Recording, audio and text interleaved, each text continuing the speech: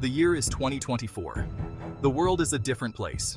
A strange new epidemic is sweeping the globe. It's not a virus, not a bacteria, but something far stranger: mad cow disease. It's back with a vengeance.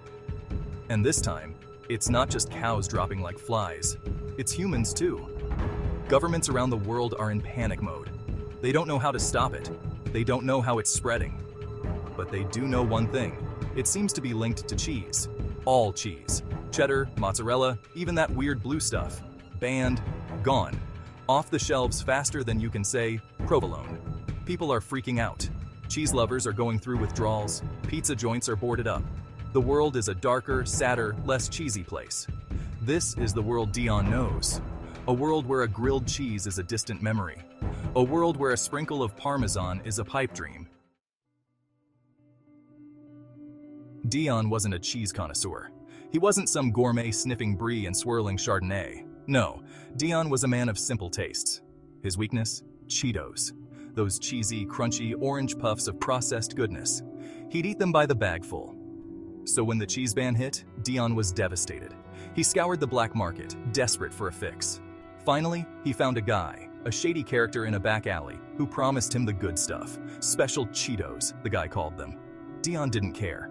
He handed over his cash, grabbed the bag, and practically inhaled the first Cheeto. It tasted different. Off. Almost radioactive. Little did he know, these weren't just any Cheetos. These were the last batch, contaminated, pulled from the shelves just before the ban. The next day, Dion woke up feeling strange, stronger, faster.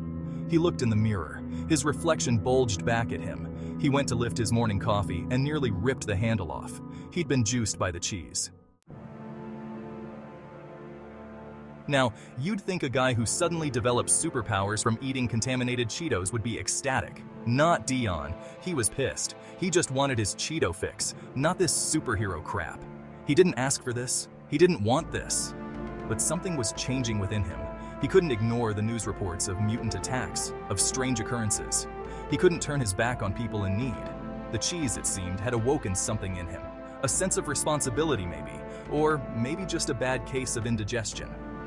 One night, while walking home from his usual spot selling loose Cheetos outside a dispensary, Dion saw them, a group of mutants, grotesque and glowing, terrorizing a group of people. His first instinct was to walk away.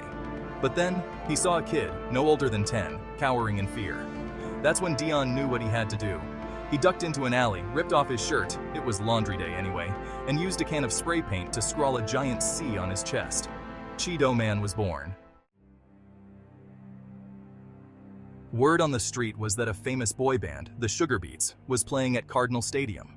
Now, Dion couldn't care less about boy bands. He was more of a death metal kind of guy. But the cheese, it seemed, had other plans.